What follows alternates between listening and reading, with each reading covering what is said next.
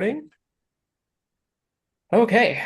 Once again, welcome everyone to the third feedback session of our public engagement series with the Nature Record. My name is Bernie Traversari, and I am the Managing Director of SCB North America, the organization that is hosting this public engagement series. So for those of you that are joining us for the third time in the series, you already know what SCBNA is. For those of you that are not aware of what SCBNA is, I always like to do a brief introduction. We are a professional society dedicated to advancing the science and practice of conserving Earth's biological diversity. That means that we support everyone and anyone engaged in conservation in North America, and we do that through a variety of different means. We host professional development opportunities like this series. We also host a number of research and publication journals that are available to members and non-members of SCBNA. And we also host a biannual conference, the next iteration of which will be taking place this summer in Milwaukee, Wisconsin, alongside the Society for Ecological Restoration. And I'll talk a bit more of that at the end of today's session. So, as part of our work supporting conservation in the region, we have partnered with the Nature Record to hold this public engagement series. The goal is to raise awareness of the Nature Record's assessment and provide a forum for feedback to the different chapters of the assessment. So today, the way that things are going to work is we're going to hear from the chapter leads of different chapters of the assessment.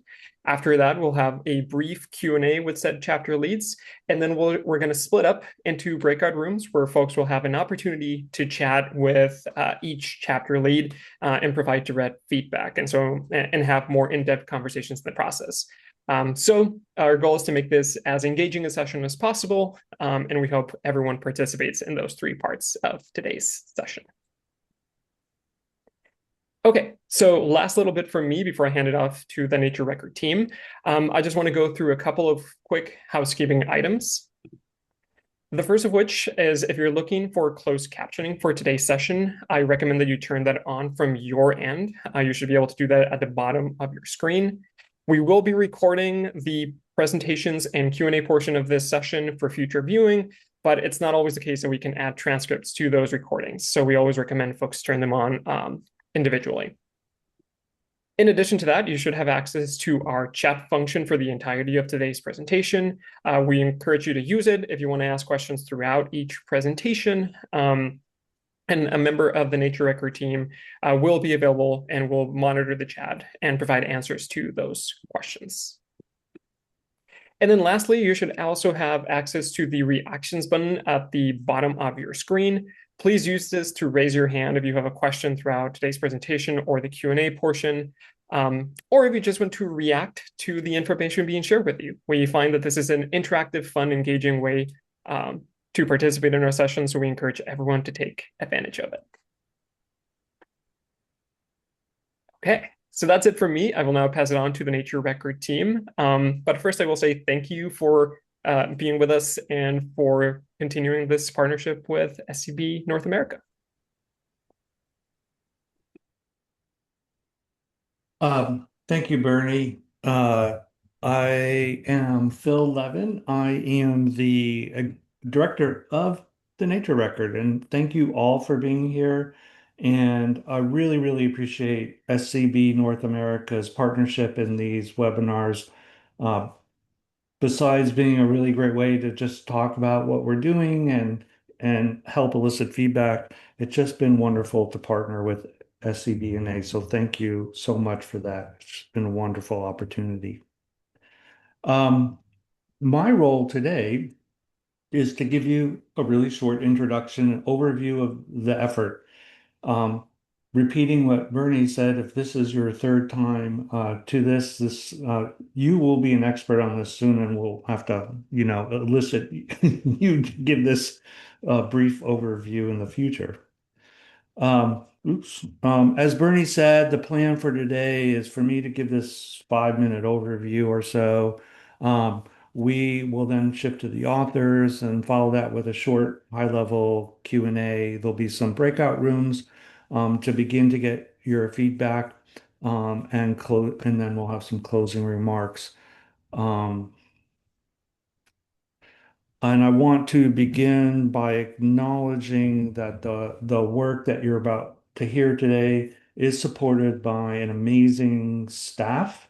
I think everybody is here today. Tessa Francis is a deputy director. Leslie Wynn, Courtney Deloach Hill, and Athena Bertolino are all really key components to everything that we're doing. So thank them. So, for those of us who study nature, who live anywhere, because nature is everywhere, I think we spend a lot of time just, seeing the world, seeing patterns. Things are changing. And it seems like things are changing even faster than they used to. Like this year, where I live, like suddenly I'm seeing flowers blooming a lot earlier than they used to. The frogs are definitely out earlier than they used to be. Pollinators that used to be super abundant, now I'm not seeing so many of them. Maybe where you live, you have wetlands disappearing, maybe forests are changing in some way, maybe coastlines are being reshaped. We see lots of changes. And, uh, they're not abstract, they're not in the future. They're happening in places where we work, where we call home, and they're happening now.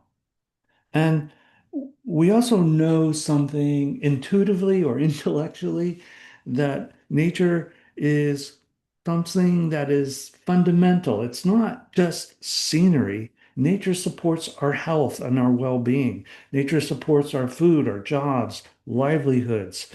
Nature even supports or national security. So, in very real ways, nature shapes us, and we shape nature.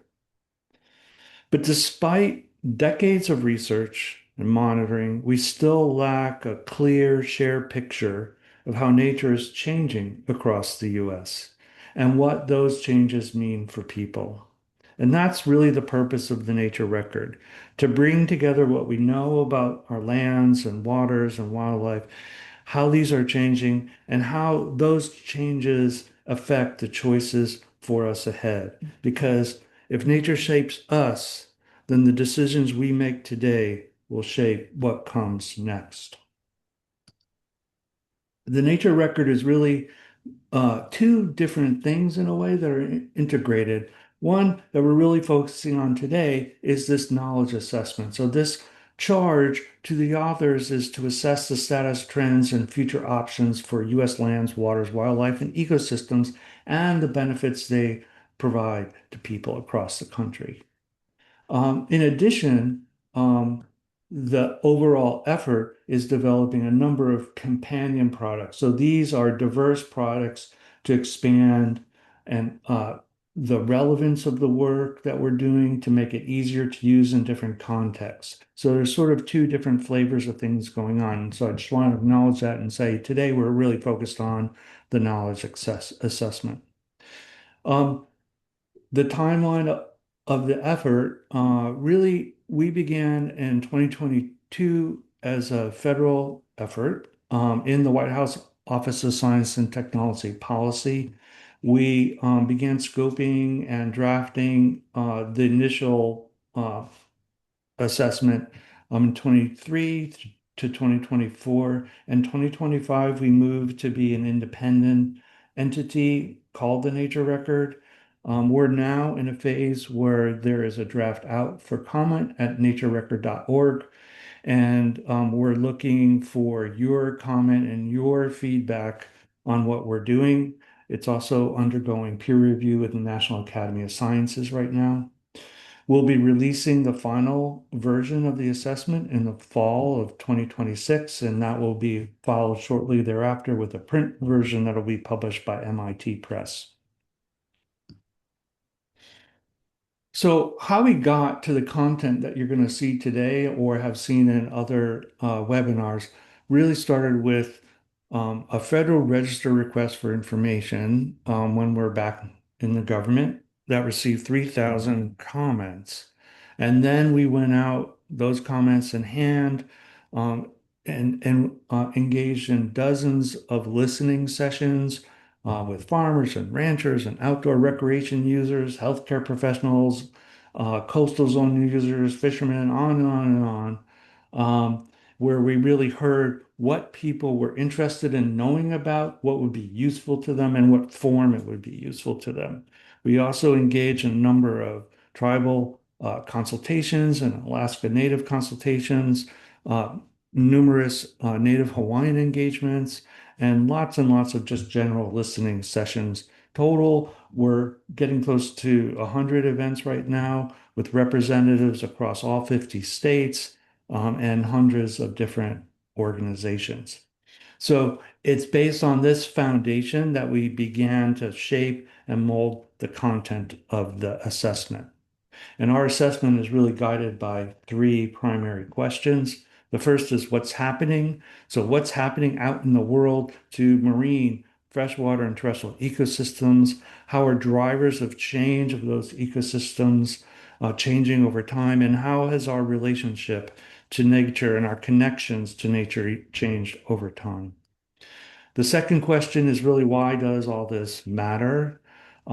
Beyond just the changes in the ecosystem itself, how does it matter to our cultural heritage, our economy, our health, our ability to be resilient to natural hazards? And what can we do about it? Are there opportunities for us to learn from success stories, these bright spots? That we can that are place-based and that we can leverage and expand across the country? And are there opportunities for new or improved policies or practices in the private sector or in other sectors? Everything we're doing is framed in the context of frameworks and the best practices in scientific assessment, and we center climate change and equity, environmental justice in everything that we're doing.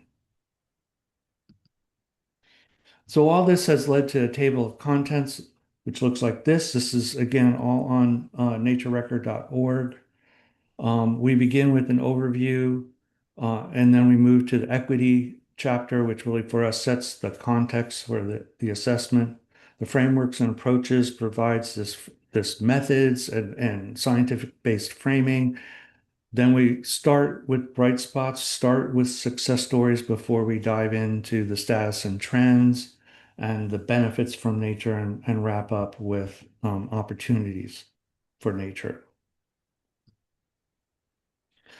And our audience for this is very broad, but not technical, I would say. So we're really focused on policymakers of all sorts, not just environmental policymakers, but policymakers across all sectors, from health, transportation, housing, as well as, of course, the environment, and at all levels from federal to local. We're interested in reaching practitioners and land water managers, NGOs, and advocates. We're really excited about opportunities with business, philanthropy, and we've been talking a lot of folks about formal and informal education. And of course, we're interested in reaching the general public. And so that is kind of a very quick overview of our history and how we got to where we are. And now what I'm going to do is turn it over to Rochelle Gould, who is the chapter lead for the chapter on culture, and she will tell us about that chapter. And I have to apologize to you all. Tonight, a holiday starts, and my whole family is here, and so I am going to drop off first, take care of some family obligations, and but Tessa and the staff are here to really support this effort going forward and are more than capable of addressing all the questions that you might have about the effort. And of course, for the authors here, we have our subject matter experts as well. So thank you all again for coming. And off to you, Rochelle. Great. Thank you so much, Phil. Thanks for that wonderful introduction. And hi, everyone. So great to have you here today with us. So I'm Rochelle Gould. I'm a professor at the University of Vermont, studies environmental values. So I am the chapter lead for the culture and relationships with nature chapter. So what are we doing in this chapter? So I'll start with the guiding question, the central question of the chapter. A bit long, but here you go. How do relationships with nature, practices in nature, and the values associated with nature, those three things, intertwine with culture and connect to meaningful, fulfilling lives? So really our question, that meaningful, fulfilling lives question is, some people call that the good life. Internationally, that's called the good life often. So this idea of a life that is not just pleasant, but meaningful and fulfilling. That's really sort of one of the endpoints we talk a lot about in our chapter. And how does nature essentially contribute to that idea of a meaningful, fulfilling life? And then we focus on these three things in the first part of the question: relationships with nature, what we do in nature, that's the practices, what do we do in nature, and then the values associated with nature. So that's the way our chapter is sort of structured. So what's the background? What do we sort of start out with? What do we need to know to think about this? So the first background point that we make is that culture and nature, while they're separate in the English language, they're inherently intertwined, and they're not separate in a lot of other languages. So we have this sort of baggage in English that we think about them as separate, but they're not really. And so we can't understand culture in America without reference to nature. If you think back through American history, you really cannot understand the way American history has developed without thinking about nature. Similarly, or vice versa, nature in America cannot be understood without reference to culture.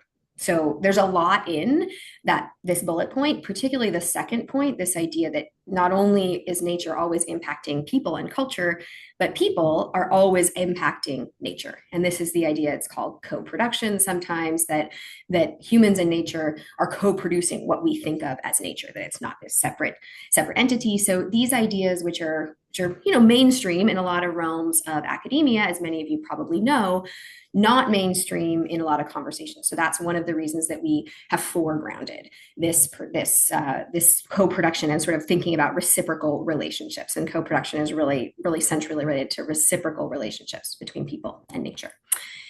That cultural nature relationships have changed dramatically over time. I'll talk more about that in a moment. And obviously, but really important to have said, is that these relationships differ in some cases dramatically across the US population. And finally, that people's understandings of relationships between people and nature can be framed on a spectrum from more separate to less separate. So we're basing this work on a framework that's in the frameworks chapter. Also, it's from a paper by Reyers and Bennett. So some of you may be familiar with versions of this. It's based on the Georgiana Mace portrayal with an additional one on the right, but essentially moving from very separate nature as connected to intrinsic value, this nature for itself idea. Nature despite people is getting into the sort of pollution, maybe especially rising in the 70s.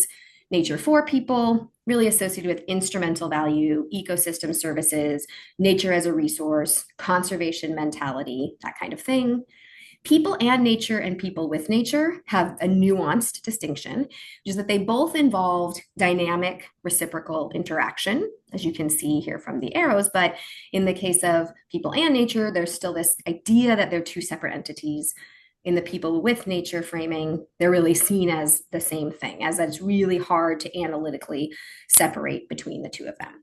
So this framework is sort of the basis that we use to talk about worldview differences. Essentially, it's different worldview differences in terms of, in order to understand the relationship between culture and nature, you have to understand that people are coming at that relationship with really different understandings of those two entities and how those two entities are related to each other. So we put this in the beginning of the chapter and then kind of weave it throughout the rest of the chapter. Okay, so moving into our key messages. Our first key message is that nature supports a wide range of important human-nature relationships in the US, and that these relationships are shaped by diverse worldviews that have changed over time.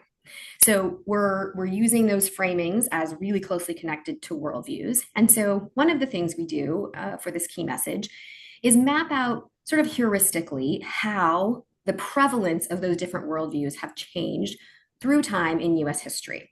So here's a figure where we do that. So a lot going on in this figure. But if you look about the y-axis is the rough proportion of dominance. So how proportion were these different in that previous slide that I just showed with those 5 understandings of nature-people relationships? they've changed in prevalence throughout time. So just to highlight a couple of things here that, before colonization and as colonization took root, we have a lot higher prevalence of this nature with people, so associated with indigenous perspectives in particular, a very different understanding of the human nature relationship.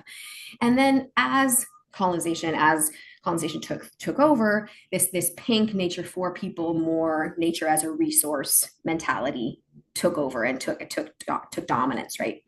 So what we do here is, as I'm sure you're looking at, we have a series of ideas like manifest destiny. Where does manifest destiny fit in terms of these different perspectives? People, so Pinchot or Muir. So Muir would be in this sort of intrinsic value idea. And then laws and institutions, so different kinds of institutions that are associated with these different viewpoints. Okay, so that's one part of our first key message.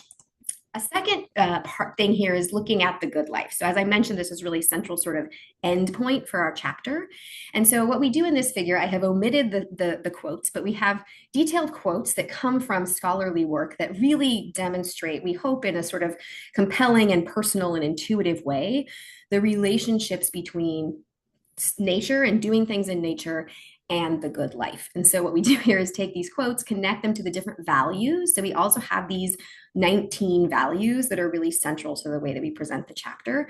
And so these different portrayals of the good life relate to a different set of values. You can follow the colors here, like this one relates to identity and social cohesion and sense of place, etc., and showing that these different values are deeply intertwined with the good life, and that the relationship between nature and the good life is sort of mediated by these values that are different for different groups.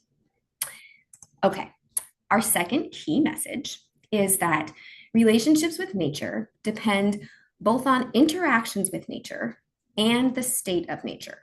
So that's sort of represented, this would be interactions with nature. This picture is representing the state of nature, good, bad in this case, good in other cases.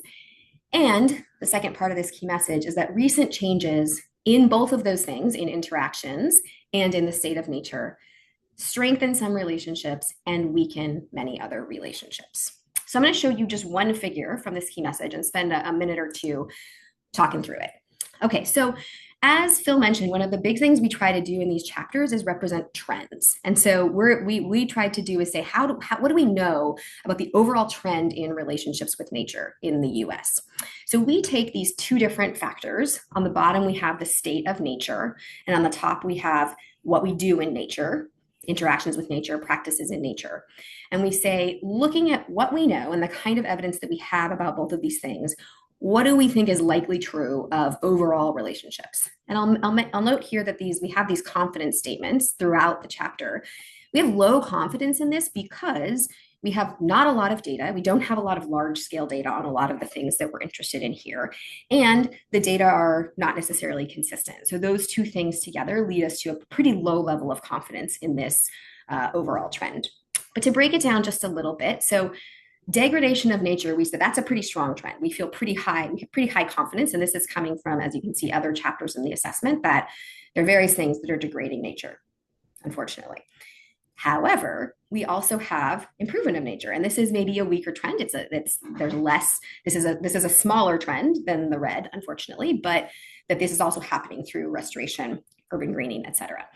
And so these two move into the overall trend. And then we have declines in nature activities. This is something that you're going to hear about in the connections chapter. Less time in nature, our jobs are less interacting with nature, et cetera.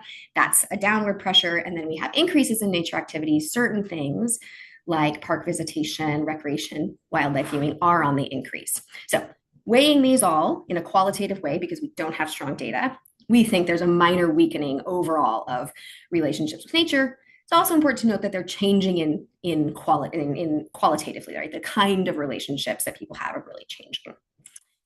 Okay, and our third and final key message relates to access. And this is that access to nature dramatically influences which relationships are possible for whom, and that changes in access support some kinds of relationships and degrade others. And this is where we get into talking about biocultural diversity, which is a pretty big focus of our chapter, that because of the way relationships have changed, as I just said, we have a decrease overall in biocultural diversity. So that's another trend that we highlight. So we have one main figure for access. I will not have time to delve into it, but we came up with a typology of 9 types of access, 9 ways of thinking about access that help to understand how access mediates between nature and the values that we have for nature. And that access is this mediator of relationships. So again, I have very little time to give you any details here, but you can see we have institutions, which come from rules, laws, etc., infrastructure, being close to nature, psychological, being aware of nature, ability, time. Okay, you can take a look at these, and I'm happy to talk more about them in questions and in the breakout. And so I want to close here with a quick example here that just that, being close to a forest might lead to increased access, but if you're not allowed to do things that are important to you, like forage, that would lead to a decrease in access. That's a quick example. So closing up emerging issues, just 3 things to note here very briefly. So we have a strong lack of data on more care-based activities. So these are activities not necessarily recreation related, but we see that there are multiple ways of interacting with nature. We focus a lot more on recreation, but activities that are more related to taking care of nature, we have less information on those. Second, that we have, as I said, very little tracking of people's perceptions of relationships with nature and the way people are interacting with nature. So there's an example of this in the UK. It's called the Adults, People, and Nature Survey. Very useful model. It would be pretty easy to take that and implement it in the US. That's one of our recommendations. And basically that doing a better job of systematically mapping and tracking these interactions would greatly increase our ability to equitably and effectively manage the cultural relationships that are so important for the good life. Thank you so much. I will turn it over to Howie. I think, is it to you that it's going to next? We're going to go to Howie next. Thank you so much, Rochelle. I'll just quickly say hi, everybody. I'm Tessa Francis. I am the Deputy Director of the Nature Record. And if you have questions or comments for Rochelle, you can find her in a breakout room at the end of the presentations to talk more about her chapter. But now we'll move to our chapter on nature and human health and well-being. We're joined by our lead author, Howie Frumkin. Over to you, Howie. Thanks, Tessa, and hello, everybody. Thank you for being with us today. Greetings from Bainbridge Island, Washington, where I am looking out at beautiful spring blossoms drenched with rain, just like home. I'm going to talk with you about the health and well-being chapter, and this will be, as you know, one of 3 chapters today that's going to go into the human dimensions of our relationships with nature, and you'll see some overlap among our 3 chapters, which we think is terrific. Our core question is, how does nature benefit human health and well-being? And of course, intrinsic to that question is, what are the ways that we can optimize and propel those benefits so that more and more people enjoy the benefits of nature for their health and well-being? By way of background, let me say 3 things. The first is that we have a very broad view of health, so we actually overlap with what you just heard from Rochelle. We do look at biomedical outcomes, and our team brought a biomedical perspective to this work, but also a child who can pay attention better and perform better academically in school because of nature contact, or an adult who feels less stress and a greater sense of well-being, or an older adult who feels less lonely, all are within scope. So it isn't just better blood pressure or lower cholesterol, but it's those qualities of well-being that we take to be part of what we're talking about. The second is the question of big versus small nature. A challenge for our chapter, and really for all of the human relationship chapters, is that most people in our urbanized country live in cities, but most nature is outside cities. I'm overstating and simplifying a little bit, but there's a bit of a mismatch. So elsewhere in the assessment, lots of the discussion is about huge landscapes and large coastal areas and large forests. But most of us get our contact with nature at the relatively smaller scale of our neighborhoods, local parks, and so on. So we're grappling with that reality in how we encounter nature. And the third issue I want to talk about is how we know about nature's health benefits. In the health sciences, where lots of our chapter team comes from, our gold standard is the randomized clinical trial, a true experiment.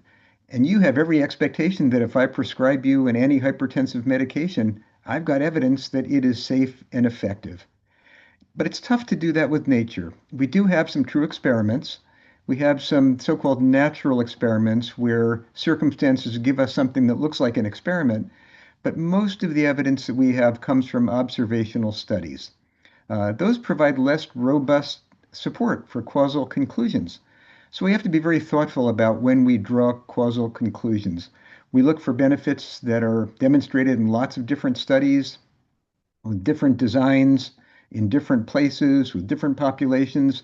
And when those conclusions align, we have greater confidence in saying, yes, nature delivers this benefit. So our first key message is that this is a simple one, and probably everybody on the call intuitively agrees. Nature is good for us. Nature provides a wide range of physical and mental health benefits. This is a graphic from our chapter, which you can see online, and it's exemplary. It's not encyclopedic. It shows some of the health outcomes for which the evidence is strongest. And I want to point out a couple of things here. One is that there's a range of health outcomes that nature benefits. So you can see them clustered here. There are some mental health outcomes, there are some infectious disease outcomes, some non-communicable disease outcomes, uh, outcomes that involve injuries and mortality, and birth outcomes. So across the range of human health and well-being outcomes, nature delivers benefits. I also want to point out that some of those benefits are direct. So if you are in contact with nature, let's say you walk through a park or you live in a green neighborhood, then we can draw a line from that exposure to a health benefit. But there also are some indirect benefits that are very important to reckon. So if you live in a city downstream from a well-protected watershed, and you get clean, safe, healthy water by virtue of that watershed's function, then you enjoy a health benefit, even if you have no contact directly with that nature. So we look at both direct and indirect health benefits. And I also want to point out that there are lots of examples of health benefits that aren't shown on this slide. Diabetes control, improved sleep, better bone strength, and on, some of which have much lower levels of evidentiary certainty than the ones we're showing here. There's a very wide range of benefits of nature. Our second key message is that unfortunately the health benefits of nature are distributed unevenly across society and between individuals. And that unevenness is attributable to lots of different attributes. There are individual attributes like nature connectedness, which you'll hear about more from Mina and John in just a few minutes. If you and I take a walk in the woods together, and I'm busy with my nose in my smartphone the whole time, paying no attention to what's going on around me, and you're very attentive to and knowledgeable of and appreciative of the nature that's around us, arguably you may benefit more from that walk than I will. There are uh, behaviors such as how much time we choose to spend in nature. Even if we live in the same neighborhood, if you're outside more than I am, you'll benefit more than I will. Cultural backgrounds account for some of the differential benefits. For example, indigenous communities with deeply rooted relationships with nature may benefit in ways that others don't. There are historical patterns that account for differences in the health benefits of nature. So if you live in a formerly red-lined neighborhood with less green space, or if you don't have a car and you have to depend on transit, but no transit runs to the nearest park, then because of those historical patterns of discrimination, you may not appreciate the benefits of nature the way somebody else would. There are physical barriers. There are parks that are unfriendly to people with disabilities, or parks that may not be suitable for older adults who are frail because there aren't enough benches to sit on and shade structures to rest under. And there are social barriers. Some parks are going to be unwelcoming or feel unsafe to people of color or recent immigrants. So for a whole range of reasons, the health benefits of nature are unevenly distributed across society. And that in public health terms is an opportunity to lower those barriers to deliver benefits more equitably across our society. Our third key message is that nature's health benefits are changing over time. And this picture illustrates one of the well-known, well-recognized changes over time. This is a graphic from our chapter. It shows some of the trends that are affecting nature's health benefits, and they're categorized, as you can see, into emotional and cognitive trends, such as declining nature connectedness, about which more in just a few minutes from John and Mina. Experiential trends like people spending less time outdoors, the replacement of green time with screen time. Sociocultural trends, including an increase in certain nature-based interventions, and material or physical trends like declining biodiversity, declining quality of nature in many cases. So those trends all have an impact on the extent to which nature benefits our health and well-being. And our fourth and final key message is that there are evidence-based interventions that can promote nature's health benefits. We know a lot about the things we can do to be sure that those benefits are optimized. And some of those interventions are shown in this graphic. Nature-based therapy, and that ranges from nature prescriptions, nature prescriptions, park prescriptions, to ecotherapy, some of which is supported by evidence. Park programming, we know that not just providing a park, but programming in the park helps get people into the park, be more physically active, and benefit from the nature that they encounter. Planting and maintaining either urban forests or working in community gardens. Outdoor educational programs offer a range of benefits. Diversifying our food production system so that farming systems and agricultural landscapes incorporate regenerative principles that honor nature also can deliver better health and well-being to the people who do the farming and to those of us who eat the produce. Protecting and maintaining natural systems so there's nature for us to get to. Biophilic design, revitalizing vacant lots. We have a strong and robust body of evidence there. And then helping people get to where the nature is. Okay, so what do we still need to understand better? Or what are some of the emerging issues? I don't have time to go through all of these, so let me call your attention to just a few of them. The fourth bullet there says mechanisms of health benefits. We actually don't know enough about how it is that nature benefits our health. If you and I take that walk through the woods together, is it that the visual access to nature reduces our stress? Or is it that there are olfactory or auditory stimuli? Do we smell something or hear something? Does birdsong contribute to the benefits? Maybe we are absorbing chemicals, some of the biogenic chemicals that come from the forest, and maybe that has impacts on our immune function. So there's a fair amount we have to learn about the mechanisms and pathways of nature's benefits. The middle bullet there says indirect nature health pathways.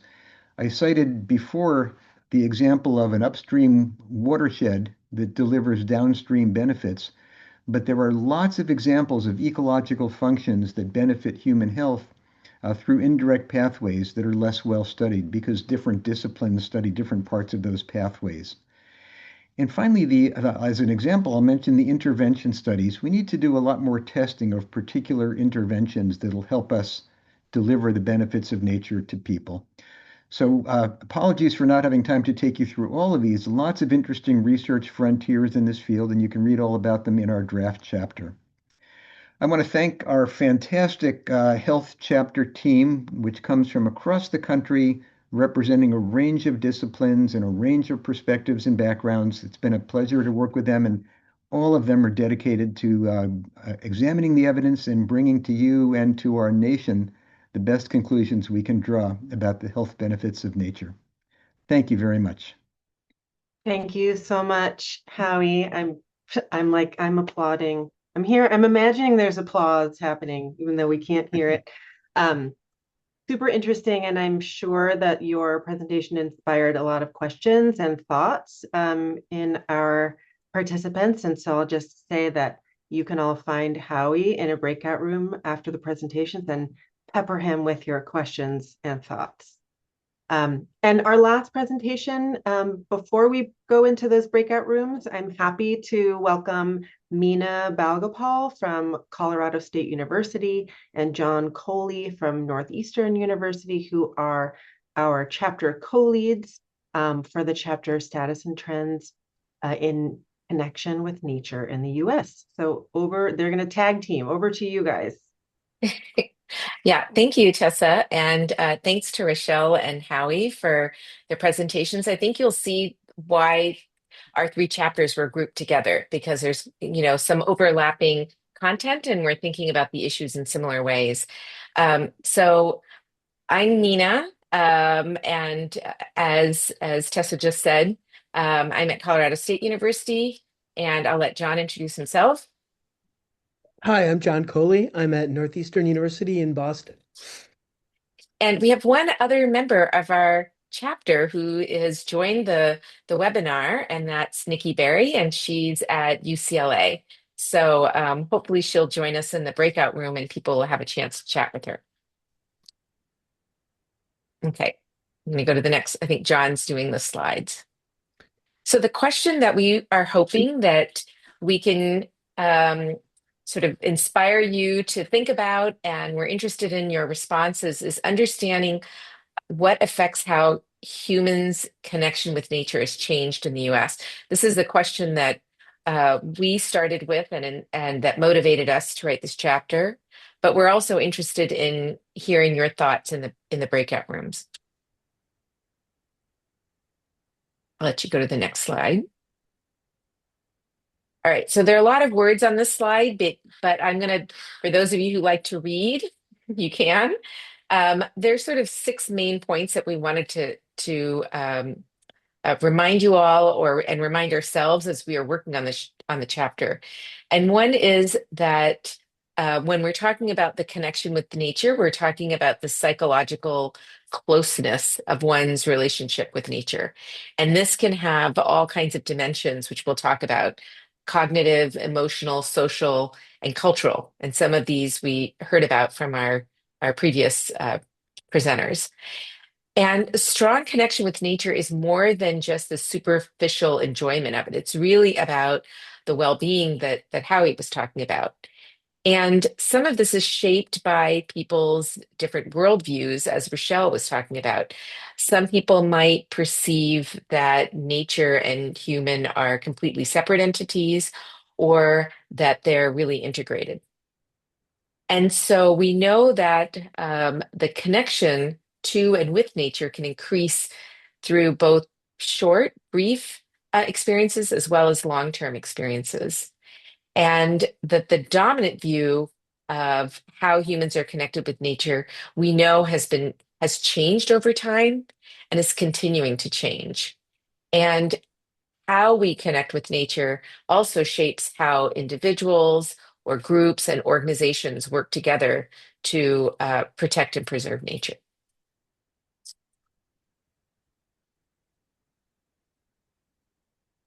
Want to go to the next slide? Yeah. All right, I think this is me.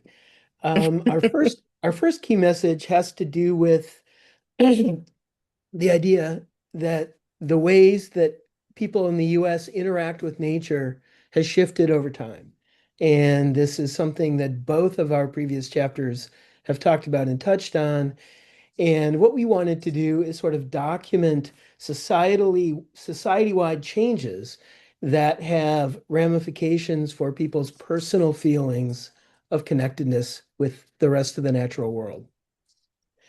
So as you can imagine, there are many, many of these kinds of changes over the last 250 years. We chose to focus on a small subset of those.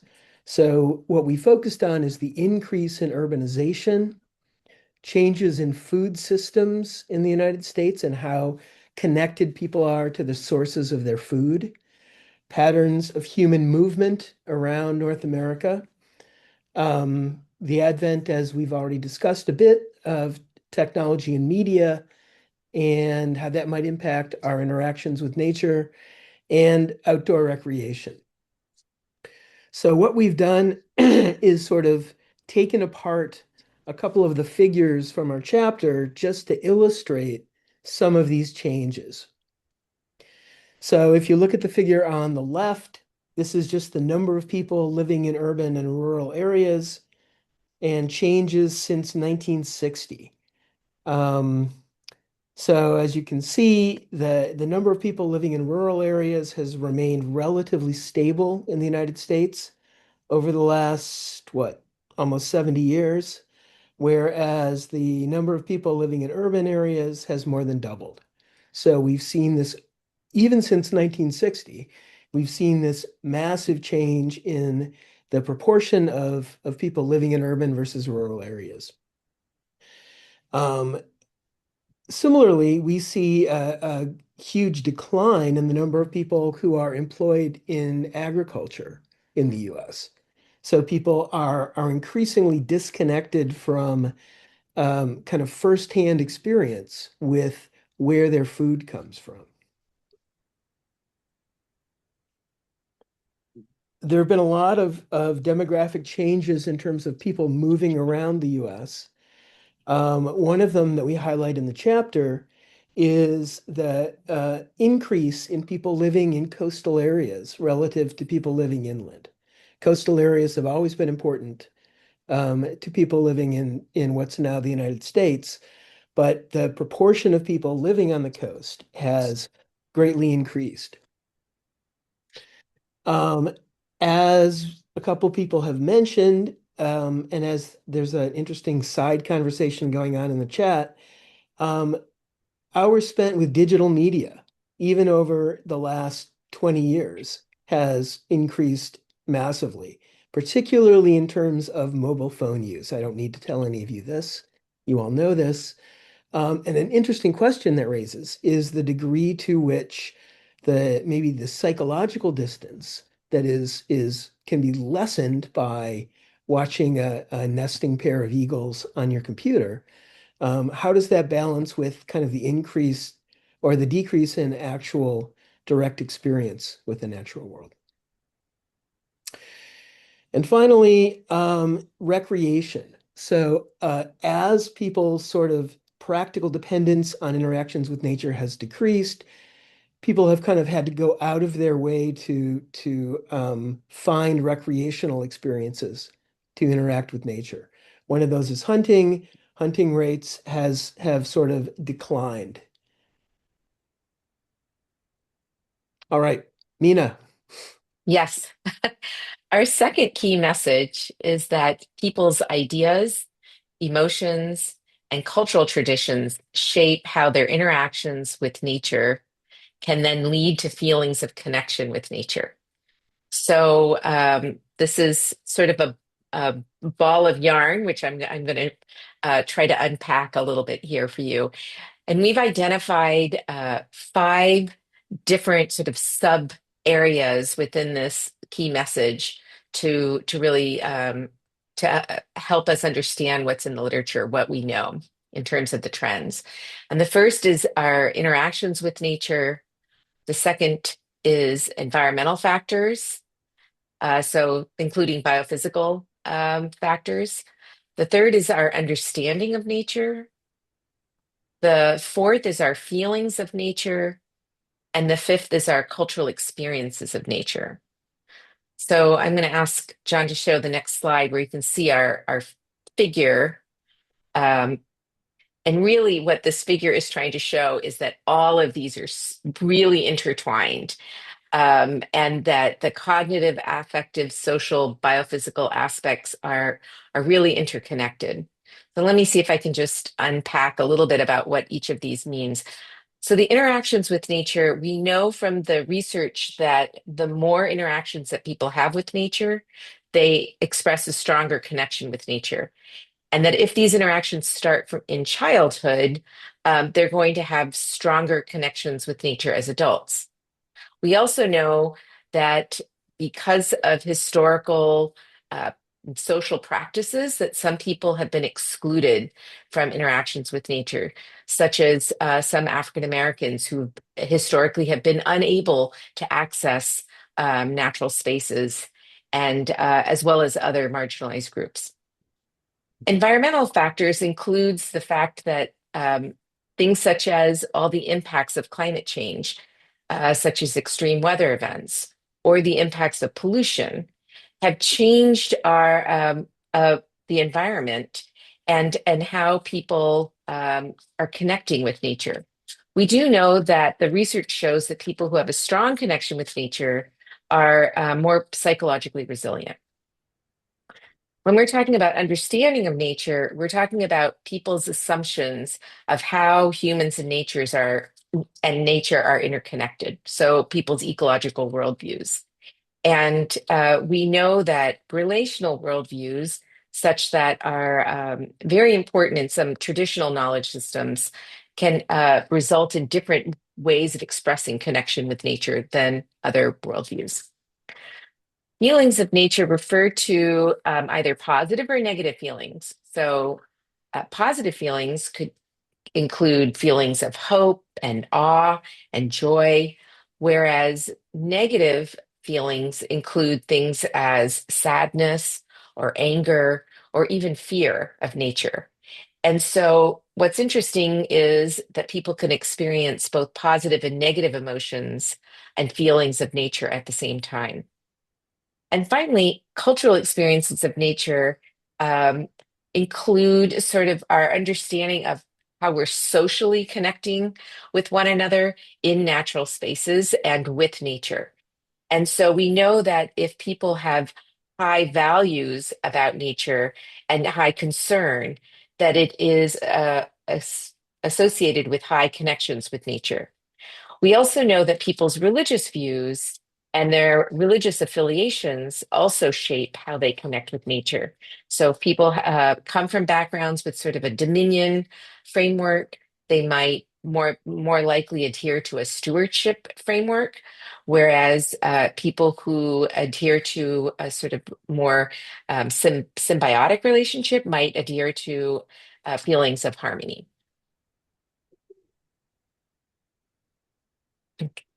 All right, we are running short on time, so I'm going to try to pick it up.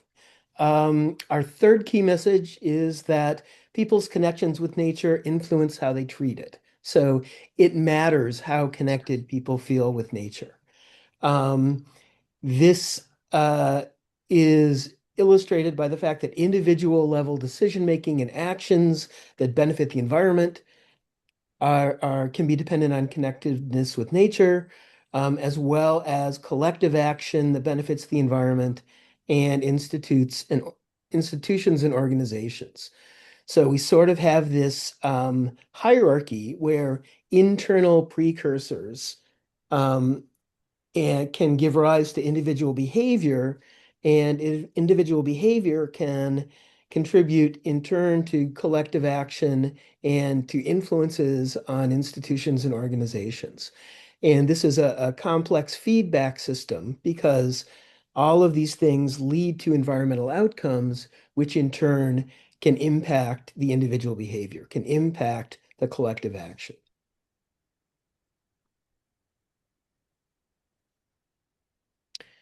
And finally, we have a couple environmental justice and equity highlights that we want to hit. Yeah, Do you want to go first? sure. I'll start with the first one, and then you go.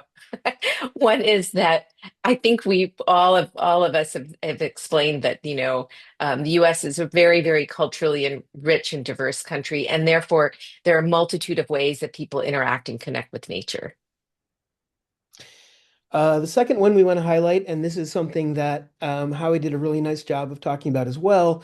Not all people have the same access to nature due to residential segregation, discrimination, age, language, or historical or economic barriers. And then finally, that both scientists and policymakers are recognizing that humans and nature represent a single intertwined social ecological system. And it's a perspective that aligns with traditional ways of knowing. I think we have Thank you one to our last slide. amazing Yeah, there we go. Thank you to our amazing author team, and thank you. We look forward to continuing the conversation. Wonderful. Exactly. Thank you, John, and thank you, Mina. Perfect segue. And thank you to Howie and Rochelle and thank on our chapter leads who have just really shown all of you guys just the tip of the iceberg when it comes to the work that they've done in writing their draft chapters. And so now we have the opportunity really for what I consider to be almost the main event, which is to give you an opportunity to have conversation and learn more and share your thoughts and your feedback on what you're learning today. in breakout rooms with our chapter leads. So to instruct us on how to do that, I'm going to hand it over to Bernie.